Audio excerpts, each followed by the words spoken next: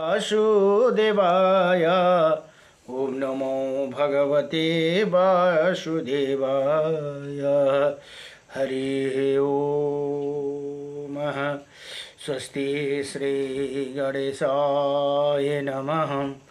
ओम श्री सरस्वती नमः। ओम श्री वेदपुरुषाय नमः। श्री मातृपितृचरणकमलेभ्यो नमः। ओम श्री गुरुचरणकमलेभ्यो नमः। ओम समस्त कुलदेवता चरणकमलेभ्यो नमः। ओम समस्त पितृदेवता चरणकमलेभ्यो नमः। कृष्णं नारायणं वन्दे कृष्णं वन्दे व्रजप्रियं कृष्णं द्वैपायनं वन्दे कृष्णं वन्दे प्रीतासुतं वासुदेवं सुतं देवकं सचारुणमर्दनं देवकी परमानन्दं कृष्णं वन्दे जगद्गुरुं। भुवं करोति वाचालं पंगुं लंघयते गिरिं यत्कृपातमहं वन्दे परमानन्दमाधवं। कस्तूरितिलकं ललाटपटले वक्षौ स्थूले कौस्तुभं नासाग्रे करतले वेणुकरे कणं सर्वज्ञ हरिचन्दनसुललितं कंठे च मुक्ताम्बली गोपास्त्रीपरिवेष्टितो विजयते गोपालचूडामणिः वंशी विभूषितकर्णं नवनीरदाभात पीतम्बरदारुणाभिमफलधरोष्टः पूर्णेन्द्रसुन्दरमुखः अरविन्द्रनेत्रात् कृष्णात्परं किमपि ततो अहं न जाने। सच्चिदानन्दरूपायं विश्वोत्पत्त्यादिहेतवे त्रपत्राय विनाशायं श्रीकृष्णाय वयं नमः। ओम कृष्णाय वासुदेवाय हरे परमात्मने नमः। प्रणत क्लेशनाशाय गोविंदाय नमो नमः। हरि ओम श्री परमात्मने नमः। ओम गुरुर्ब्रह्मा गुरुर्विष्णु गुरुदेव महेश्वरः गुरुर्साक्षात् परं ब्रह्म तस्मै श्री गुरुदेव नमः। अखंडमंडलकारकं व्याप्तयनं चराचरं तत्पदं दर्शितं येनं तस्मै श्री गुरुदेव नमः। हरि ओम। यो स्तोत्रबलीमा एउटा महत्त्वपूर्ण स्तोत्र छन् जो श्री विष्णु अष्टविंशति नामम स्तोत्रम भनेर या अर्जुनले भगवान कृष्णलाई कृष्णसँग प्रश्न गर्नुहुन्छ। श्री अर्जुन उवाच किं नो नामं शस्त्राणि जपते च पुनः पुनः यानि नामानि दिव्यानि तानि चक्षुष केशव। हे भगवान केशव, मनुष्य हजार नाम जप क्यों बार बार हजार नाम जप क्यों करते, आपका जो दिव्य नाम उनका वर्णन करे भनेर यहाँ प्रश्न सोध्नुभयो भने अब भगवान भन्नुहुन्छ श्री भगवान उवाच मत्सं कुर्मं वरां च वामनं च जनार्दनं गोविन्दं पुण्डरीकाक्ष माधवं मधुसूदनं पद्मनाभं शास्त्राक्षं वनमाली हलायुधं गोवर्धनं हरिकेशो वैकुण्ठं पुरुषोत्तमं तमं विश्वरूपं वासुदेवं रामनारायणं हरिं दामोदरं श्रीधरं च वेदंगं गरुड़ध्वजम् अनंत कृष्ण गोपालं जपते नास्ति पातकं गावं कोटिप्रदनश्यम् अश्वमेधस्य च कन्यादानं शास्त्रं फलं प्राप्नोति मानवमवश्य पूर्णिमास्यम् एकदशं तथैव च संध्याकाले स्मरे नित्यं प्रातःकाले तथैव च मध्याह्ने च जपे नित्यं सर्वै पाप प्रमोचति। ओहो यो फोनलाई हटाउँ। यहाँ भगवान भन्नुहुन्छ हे अर्जुन, यी नाम जप गर्ने पुरुषका भित्र पाप नै रहते। उसले 1 करोड गौदान गरेको ना फल पाउँछ भने 100 अश्वमेध यज्ञ र 1000 कन्या दान गरेको फल प्राप्त गर्दछन्। भित्रै राख्नु नि गर्दछन् भनेर यहाँ जो इसे सन्ध्यामा प्रात भनेको बिहान, मध्याह्न भनेको दिउँसो, यिन नाम जप गर्ने पुरुषको भित्र पाप नै रहँदैनन्। ऊ सम्पूर्ण पापदेखि मुक्ति भई भगवानको धाममा जाँदछन् भनेर यहाँ बताउनुहुन्छ। नारायणं परम ब्रह्म नारायणं परं तपः नारायणं परं देव सर्वनारायणं सदा रामाय रामभद्राय श्रीरामचन्द्राय वेदसे श्रीरघुनाथाय नाथाय सीताय पतये नमः। आज बिहान लाइट नभएर लाइभमा आउन सकेन र बिहानको बदली अहिले अब यो एक अध्याय यहाँ अध्ययन गर्ने। अब यहाँ श्री ब्रह्मा पुराणको आज 100 अध्यायमा यहाँ भन्नुहुन्छ आत्यन्तिक प्रलयका निरूपम आध्यात्मिक आदि त्रिविध तापों का वर्णन और भागवत तत्व की व्याख्या का वर्णन भनेर यहाँ बताउनुहुन्छ। अब व्यासजी भन्नुहुन्छ अरु ऋषि मुनिहरूलाई, हे ब्राह्मणौ, आध्यात्मिक आदि तीनों ताप को जानकर ज्ञान और वैराग्य उत्पन्न होने पर विद्वान अत्यंतिक लय को प्राप्त होती है भनेर यहाँ बताउनुहुन्छ। आध्यात्मिक ताप के दो भेद है, शारीरिक और मानसिक। शरीर का तापों के बहुत से भेद है, उनका वर्णन सुनो भनेर यहाँ व्यास भगवान अरु ऋषि मुनिहरूलाई बताउनुहुन्छ आफ्ना शिष्यगणलाई। अब यहाँ भन्नुहुन्छ शरीर रोग प्रतिशय पिनास ज्वर शूल भङ्गदर गुल्मी पेट की गाँठा अर्श बाबाशिर सवयुथ सुजन श्वास दमा छे छिर्दा वमन आदि ये त्रियो नेत्र रोग अतिसार पेचिस और कुष्ठ कोड़ आदि कोड़ आदि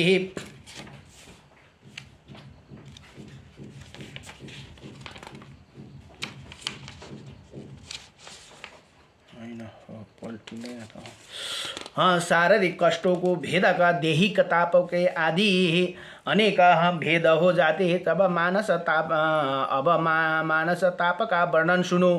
क्राम क्रोध भय द्वेह देश लोभ मोह विषाद चिंता शोक असूया दोष दृष्टि अपमान ईर्षा मत्सर्य तथा पराभाव आदि को भेदों से मानस ताप के अनेकों रूप है। ये सभी प्रकार के ताप आध्यात्मिक माने गए हैं भनेर यहाँ बताउनुहुन्छ। अब मृग पंक्षी मनुष्य आदि तथा पिशाच सर्प राक्षस आदि बिच्छू आदि से मनुष्य को जो पीड़ा होते है उसका नाम आदि भौतिक ताप है भनेर यहाँ बताउनुहुन्छ। शीत उष्ण वायु वर्षा जल और विद्युत आदि से होने वाला संताप को आदि दैविक कहते हैं। हे मुनिवरों, इनके सिवा गर्भ जन्म बुढ़ापे अज्ञान मृत्यु और नरक से प्राप्त होने वाला दुखों से भी शास्त्रों का भेद है भनेर यहाँ बताउनु भयो। अत्यंत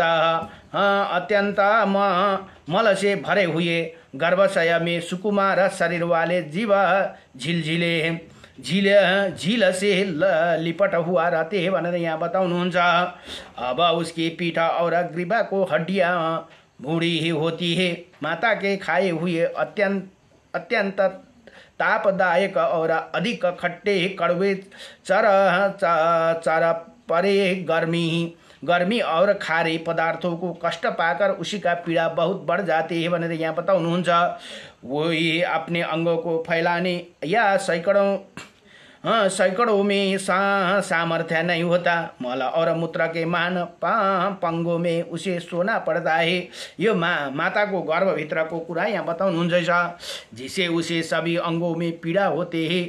चेतना युक्त होने पर भी वो खुलकर सांस नहीं ले सकते। अपने कर्मों को बंधन में बधा हुआ वो जीवन सैकड़ों जन्मों का स्मरण करता हुआ बड़े दुख से गर्भ में रहते हैं भनेर यहाँ बताउनुहुन्छ।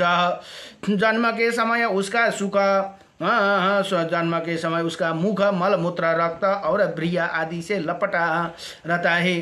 प्रजापत्य नाम का वायु से उसकी हड्डियों की प्रत्येक जोड़ों में बड़ी पीड़ा होती है।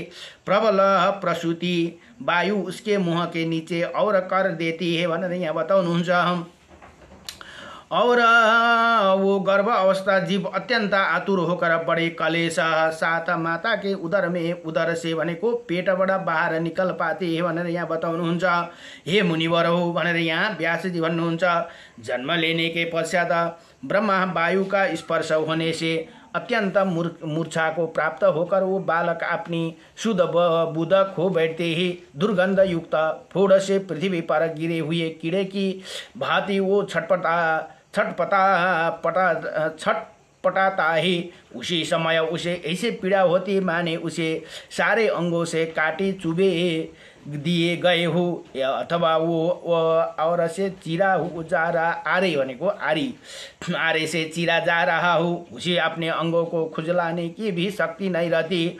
वो करवट बदलने में भी असमर्थ होते हैं। स्तनपान आदि आहार भी उसे दूसरे की इच्छा से ही प्राप्ति होती है भनेर यहाँ बताउनुहुन्छ। अब अपवित्र बिछौना पर पड़ा रहता है उसी समय उसी खटमल और डांसा आदि काटते हैं तो भी वो उन्हें हटाने में सामर्थ्य नहीं होते भनेर यहाँ बताउनुहुन्छ। यो जन्मिँदाखेरिको अवस्थाको बात यहाँ बताउनुभयो। इसी प्रकार जन्म के समय उसे अनेक दुख उठाने पड़ते हैं। जन्म के बाद भी वो बाल्य अवस्था में आदि भौतिक आदि अनेकों दुख का भागी होते हैं। अज्ञान अंधकार से आच्छादित मूढ़ अंतःकरण वाले मनुष्य ये नहीं जानते कि मैं कहाँ से आया हूँ, मैं कौन हूँ, कहाँ जाऊँगा, क्या मेरा स्वरूप है, मैं किसी बंधन से बंधा हूँ, क्या इसी बंधन का कुछ कारण भी है, ये अकारण ही प्राप्त हुआ है भनेर यहाँ यसरी बताउनुहुन्छ। मुझे क्या करना चाहिए और क्या नहीं करना चाहिए, मेरे लिए क्या कहना और क्या नहीं कहना उचित है, मेरे लिए क्या धर्म और क्या अधर्म है, किसके प्रति कैसा बर्ताव करना उचित है, क्या कर्तव्य और क्या अकर्तव्य और कौन सा कार्य गुणयुक्त और कौन सा दोषयुक्त। इसी प्रकार पशु के समान मूढ़ तथा सिनोदर परायण मनुष्य को अज्ञान जनित महान दुख प्राप्त होते हैं भनेर यहाँ बताउनुहुन्छ।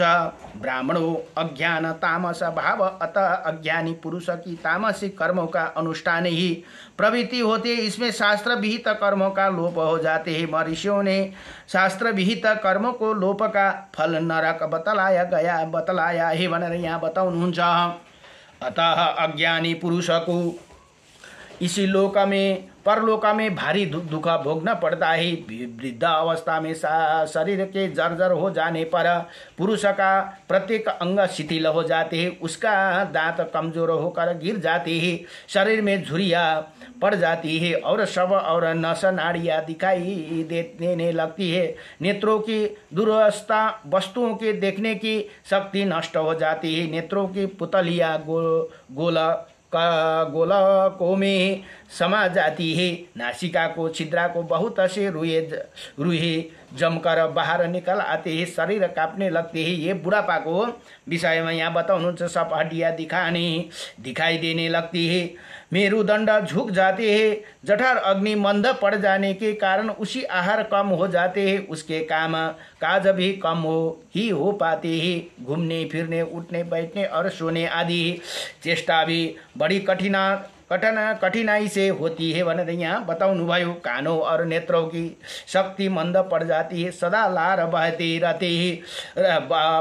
रहने से मुख मलिन हो जाते हैं, समस्त इंद्रियों को काबू में बाहर हो जाती है। मनुष्य मृत्यु के निकट पहुँच जाते हैं, उसको उसी समय अनुभव किए हुए सभी पदार्थों की स्मृति नहीं रहती। एक बार भी कोई बात कहने के उसे बड़ा भारी ही परिश्रम होते हैं भनेर यहाँ बताउनु। वो दम से ही खांसी आदि के कष्टों में रात भर जागता रहता है। वृद्ध पुरुष दूसरा ही उठता और दूसरा ही सुलाता और उसे अपने सेवक पुत्र और स्त्री के द्वारा भी अपमानित होना पड़ता है भनेर यहाँ बुढेसकाल को अवस्था को विषय में यहाँ बताउनु हुँदैछ। और पुत्र और स्त्री का भी अपमानित होना पड़ता है, उसका समस्त सोचाचार नष्ट हो जाते हैं। फिर भी आहार विहार के लिए वो लालायिता रहते हैं, उसके परिजन भी उसकी हंसी उड़ाते हैं, सभी बंधु बांधव उसी के ओर से विरक्त रहते हैं। अपनी युवा अवस्था की चेष्टाओं को वो इसी प्रकार स्मरण करते मानो वो दूसरा जन्म में अनुभव की हुई बात हो, उनके स्मरण अत्यंत संतप्त होकर वो लंबी सांसें लेती है। इसी प्रकार वृद्ध अवस्था में अनेकों दुखों को भोग कर वो मृत्यु को समय जिन कलेशों का अनुभव करते हैं उनका वर्णन सुनो भनेर यहाँ महर्षि व्यास जी भन्नुहुन्छ। मृत्यु काल में मनुष्य का कष्ट और हाथ पैर शिथिल हो जाते हैं, उसका शरीर का कपता रहता है, उसे बार बार मूर्छित हो और कभी थोड़ी सी चेतना भी आ जाती तो उसी समय वो अपने सुवर्ण धन्य पुत्र पत्नी सेवक और गृह आदि के ही हाय मेरे बिना इनके कैसे दशा होगी भनेर यसरी यस्तो सोचाइ आउँछ अरे। त्यही कारण हामीले मरण संज्ञाको टाइममा अरूले ती हामी हेर्न आउनेहरूले पनि किन भगवानको नाम जपिदिनु भन्दा त्यो सबै कुरा बिर्सेर उसलाई पनि एटलिस्ट भगवानको नाम स्मरण होस् भनेर, तर घरकै त्यो व्यवहारहरूको कुराहरू छेउमा नगरिदिनु भनेर यहाँ शास्त्रले यसरी बताउँछ। त्यो मर्ने बेलामा पनि बडो पीडा हुन्छ अरे। अब म मरे भने यिनीहरू मेरो पुत्र नाति पनाति कसरी बस्छन् भनेर यस्तो पीडाहरू सम्झिरहेका हुन्छन् अरे ती मरण संज्ञामा पुगेका मनुष्यले। मर्म विदीर्ण करनेवाला महान रोग भयंकर और तथा यमराजा के घोर बाणों की भांति उसके अवस्थित बंधों को काट डालते उसी आंखों की पुतलियां घूमने लगती है। वो बारंबार हाथ पैर फटकता रहता है, उसके तालू होठ और कंठ सूखने लगते हैं और गला घुरता है, उदास वायु पीड़िता होकर कंठ रुध जाते। ऐसी अवस्था में मनुष्य महान ताप भूखा और प्यास से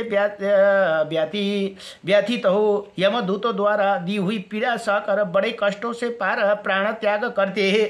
फिर कलेशों का ही उसी यम यातना देह की प्राप्ति होती है भनेर बताउनु भयो। ये तथा और भी बहुत से भयंकर दुख मृत्यु के समय में मनुष्य को भोग्ने पड़ते हैं भनेर यहाँ बताउनु भयो।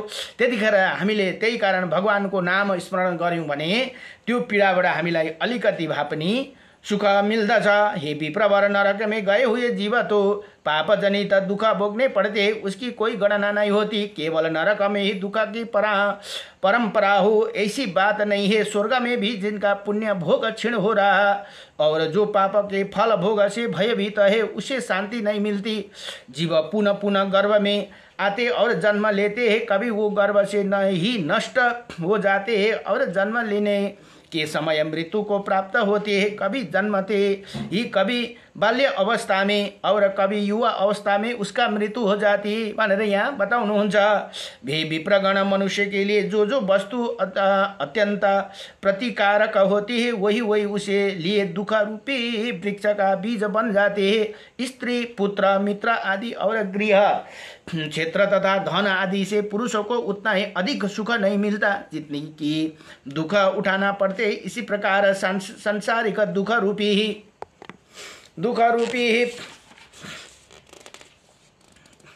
सूर्य के ताप से संतप्त चित्त वाले मानव को मोक्ष रूपी वृक्ष की शीतल छाया के सिवा अन्यत्र कहाँ सुख है। अतः विद्वानों ने गर्भ जन्म और बुढ़ापा आदि स्थानों में होने वाला आध्यात्मिक आदि त्रिविध दुख समूहों को दूर करने के लिए एकमात्र भागवत प्राप्ति है भनेर यहाँ यसरी व्यास भगवानले बताउनुहुन्छ। ही अमोघ औषधि बन्ता है, भागवतलाई भगवान नै प्राप्ति गर्नु नै हाम्रो अमोघ औषधि भनेर यहाँ बताउनु। उसे बढ़कर आहाद जनक और सुख स्वरूप दूसरा कोई औषधि नहीं है। अतः बुद्धिमान पुरुष भागवत प्राप्ति के लिए सदा ही यत्न करना चाहिए। हे द्विज बरो, भागवत प्राप्ति के साधन कहे उसे ज्ञान और कर्म ज्ञान और जो प्रकार का है शास्त्र जन्य और विवेक जन शास्त्र ज्ञान जन शब्द ब्रह्म और विवेक जन ज्ञान परम ब्रह्म स्वरूप अज्ञान गाढ़ अंधकार के समान है। उसी नष्ट करने के लिए शस्त्र जन्य ज्ञान दीपक के समान है और विवेक जन्य ज्ञान साक्षात सूर्य के सुदर्श माना गया है भनेर यहाँ बताउनु भयो। हे मुनिवरो भनेर यहाँ व्यास जी भन्नुहुन्छ। मुनिजन ने वेदार्थ का स्मरण करके इसके विषय में जो विचार प्रकट किया है उसे बताता हूँ, सुनो। ब्रह्मा के दो स्वरूप जाने योग्य है, शब्द ब्रह्मा और परम ब्रह्मा। जो शब्द ब्रह्मा में परम गत है वही परम ब्रह्मा को प्राप्त कर लेते हैं अथर्ववेद की श्रुति कहती है कि परा और अपरा ये दो विद्याएं जानने योग्य है। परा विद्या से अक्षर ब्रह्मा की प्राप्ति होती है तथा ऋग्वेद आदि शास्त्र की अपरा विद्या है जो अव्यक्त जरा अवस्था की रहित अचिंत्य अजन्म अविनाशी अनिदर्श्य अरूप हस्त पदादि से रहित सर्वव्यापक नित्य सब भूतों का कारण तथा स्वयं कारण रहित और जिनके संपूर्ण व्याप्त वस्तु व्याप्त है, जिसे ज्ञानी पुरुष ही ज्ञान दृष्टि से देखते वही परम ब्रह्म और परम धाम ही मोक्ष की अभिलाषी रखने वाला पुरुष उसी का चिंतन करना चाहिए भनेर यहाँ बडो दिव्यसँगले यसरी बताउनुहुन्छ है।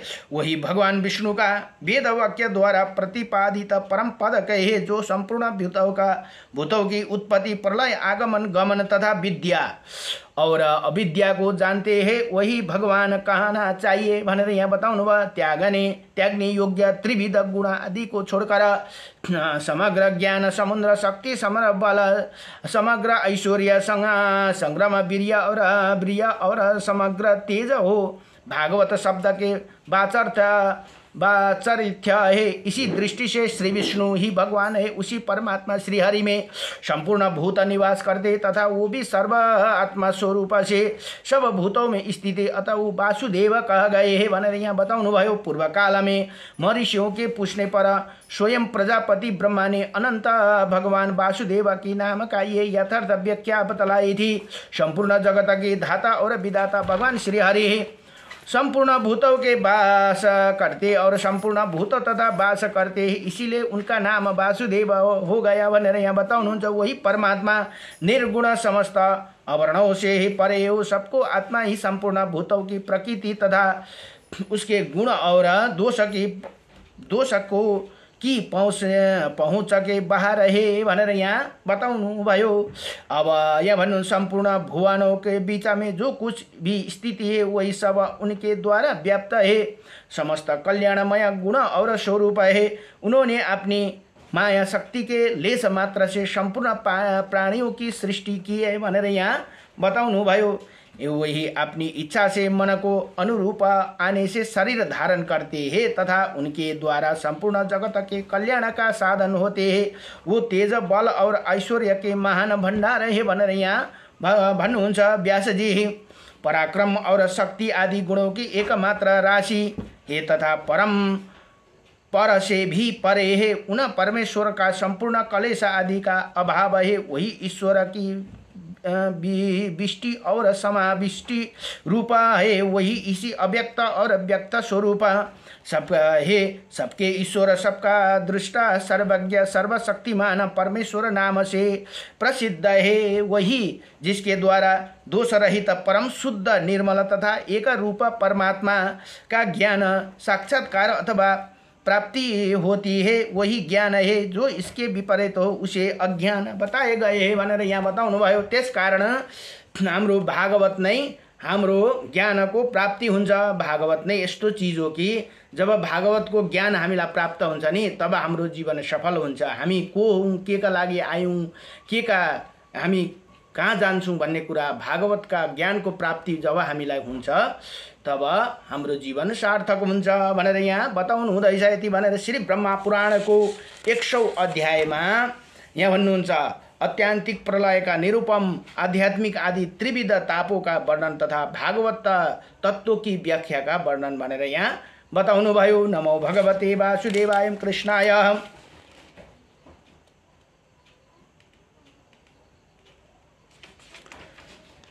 वासुदेवाय हरे परमात्मने नमः। प्रणत क्लेशनाशाय गोविंदाय नमो नमः। श्री कृष्ण गोविंद हरे मुरारी नाथ नारायण वासुदेवम् अनंत वैकुंठ मुकुंद कृष्ण गोविंद दामोदर माधवेति। ओम नमो